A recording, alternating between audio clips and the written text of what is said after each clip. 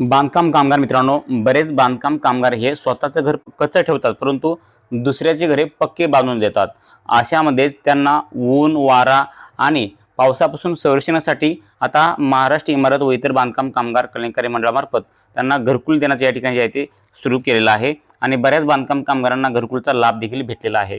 अशामध्ये जर तुम्हाला घर बांधताना जर पैसे कमी पडत असतील तर तुम्हाला 6 लाख रुपये जे आहे ते महामंडळाकडून भेटणार आहे.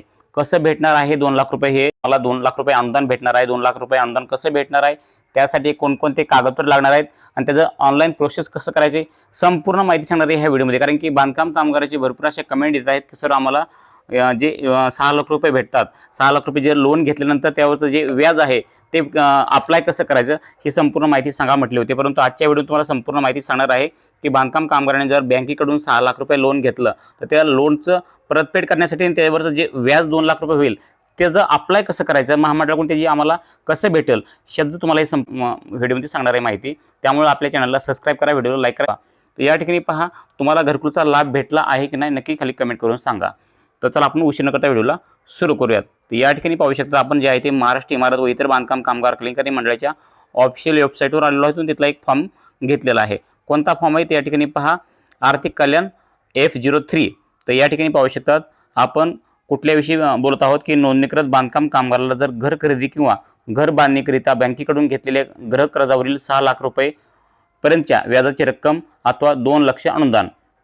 तर या ठिकाणी पहा, तुम्हाला 2 लाख व्याजाची रक्कम किंवा 2 लाख अनुदान या ठिकाणी तुम्हाला झूम करून पण दाखवतो. या ठिकाणी पाहू शकतात 2 लाख रुपये व्याजाची रक्कम अथवा 2 लाख अनुदान असं तुम्हाला हे भेटणार आहे. तर याचे तुम्हाला अप्लाय कसं करायचं आणि ह्याचा फायदा तुम्हाला कसा घ्यायचा हे तुम्हाला संपूर्ण सांगतो थोडक्यात. तर चला, तर या ठिकाणी आपण ॲप्लिकेशन अर्जदाराचा तपशील आपण बघूयात. तर अर्जदाराचा तपशील या ठिकाणी पहा, अर्जदाराचा तपशील भरताना काळजीपूर्वक भरायचा आहे. तर या ठिकाणी जे आहे ते पहा, नोंदणी दिनांक. आता नोंदणी दिनांकामध्ये तुम्हाला नोंदणी दिनांक कधी केला आहे हे लक्षात ठेवायचं आहे. जर तुमच्या लक्षात नसेल, तुमच्याकडे स्मार्ट कार्ड भेटलं असेल तुम्हाला त्यावरती येईल, किंवा आपल्या महाराष्ट्र इमारत व इतर बांधकाम कामगार कल्याणकारी मंडळाच्या ऑफिशियल वेबसाईटवर जा, त्या ठिकाणी तुमची प्रोफाईल चेक करा, त्या ठिकाणी तुम्हाला तुमचा नोंदणी दिनांक भेटून जाईल. तो नोंदणी दिनांक तुम्हाला बरोबर या ठिकाणी टाकायचा आहे. थोडी पण चूक करू नका, म्हणजे तुम्हाला हे लाभ घेण्यासाठी तुम्हाला काही अडचण येणार नाही आहे. आता त्यानंतर पहा, नूतनीकरण दिनांक. नूतनीकरण दिनांक पण तुम्हाला तुमच्या प्रोफाईलवर किंवा स्मार्ट कार्डवर भेटून जाईल. त्यानंतर पहा, तुमचा जो क्लेम डेट आहे, आवक दिनांक आहे, तो तुम्हाला या ठिकाणी टाकायचा आहे. त्यानंतर पहा, तुमचं रजिस्ट्रेशन नंबर. आता हा रजिस्ट्रेशन नंबर, तुमचा नोंदणी क्रमांक तुम्हाला कुठे भेटेल, तुमच्या स्मार्ट कार्डवरती किंवा तुमच्या प्रोफाईलवर जाऊन तुम्ही हा नोंदणी क्रमांक पाहू शकतात. कारण की बऱ्याच बांधकाम कामगारांना स्मार्ट कार्ड अजून भेटलेलं नाही आहे. त्यामुळं तुम्ही स्मार्ट कार्ड जर भेटलं नसेल तर तुम्ही तुमच्या ऑफिशियल वेबसाईटवर जा, महाराष्ट्र इमारत व इतर बांधकाम कामगार कल्याणकारी मंडळाच्या त्या वेबसाईटवर जाऊन तुमचा प्रोफाईल लॉग इन करा. त्या ठिकाणी आधार क्रमांक, मोबाईल नंबर टाकून लॉग इन करा आणि तुम्ही तुमची BOC प्रोफाईल चेक करा. त्यामध्ये तुमचा नोंदणी क्रमांक तुम्हाला भेटून जाईल. आता प्रोफाईल तुम्ही बघितल्यानंतर तुम्हाला हे संपूर्ण तुमचा रजिस्ट्रेशन दिनांक, रिन्युअल दिनांक, त्यानंतर रजिस्ट्रेशन नंबर हे संपूर्ण तुम्हाला त्या ठिकाणी पाहता येणार आहे. तर चला आपण पुढं बघूयात. तर या ठिकाणी तुमचा महत्त्वाचा म्हणजे आधार क्रमांक तुम्हाला या ठिकाणी टाकायचा आहे. पहा, आधार क्रमांक न चुकता तुम्ही टाका, कारण की आधार क्रमांक बऱ्याच लाभार्थ्यांनी जे चुकीचे टाकलेले त्यांना पैसे आले नाहीत. आधार क्रमांक तुमचा बरोबर टाका, म्हणजे तुम्हाला लवकरात लवकर तुमचा लाभ भेटून जाईल. आता सर्वात महत्त्वाचं या ठिकाणी येते काय येते ते म्हणजे तुमचं अर्जदाराचा बँक खात्याचा तपशील, बँकेचा तपशील बरोबर टाकायचा आहे, तर तुम्हाला ते पैसे बरोबर येणार आहेत. तर बँकेचा तपशील बरोबर टाकताना त्यामध्ये कोणती काळजी घ्यायची, एक नंबर पहा, पहिले जे आहे ते IFSC कोड. IFSC कोड तुम्हाला कुठे भेटणार आहे, तर IFSC कोड तुमच्या बँक खातं जे पासबुक आहे त्या बँक खात्याच्या पासबुकवर तुम्हाला IFSC कोड म्हणून दिलेला असतो. तो IFSC कोड तुम्हाला बरोबर या ठिकाणी टाकायचा आहे. IFSC कोड तुम्ही बरोबर टाका. बँकेचं संपूर्ण तपशील बरोबर टाकायचं आहे. IFSC कोड टाका. त्यानंतर बँकेचे नाव तुम्हाला या ठिकाणी टाकायचं आहे. बँकेचं जे बँक शाखा आहे ते या ठिकाणी टाकायचं आहे. त्यानंतर विशेष म्हणजे बँकेचं जे ॲड्रेस आहे, बँकेचा पत्ता, तो तुम्हाला या ठिकाणी टाकायचा आहे. आणि अकाउंट नंबर तुम्हाला या ठिकाणी टाकायचा आहे. अकाउंट नंबर पण काळजीपूर्वक पहा, एक अंक लक्षात ठेवा आणि एक अंक बरोबर लिहा. जर एकही अंक चुकला तुम्हाला हे पैसे येणार नाहीत, हे लक्षाची काळजी घ्या. आता हे झालं आपलं बँकेचा तपशील. बरेच लाभार्थी बँकेचे जे टाकताना चुकी करतात, पण बँकेचा जो तपशील टाकताना तुम्ही थोडी पण चूक करू नका, कारण की बँकेचा थोडी पण चूक केली तुम्हाला पैसे भेटू शकणार नाही. त्यामुळे बँकेचे तपशील बरोबर भरा. आता या ठिकाणी पहा, बँक डिटेल्स, बँक तपशील. तर या ठिकाणी बँक डिटेल आणि बँक तपशीलामध्ये काय तुम्हाला टाकायचं आहे, तर तुम्ही कर्जाची रक्कम, तुम्ही कर्ज किती घेतलेलं आहे या ठिकाणी पहा.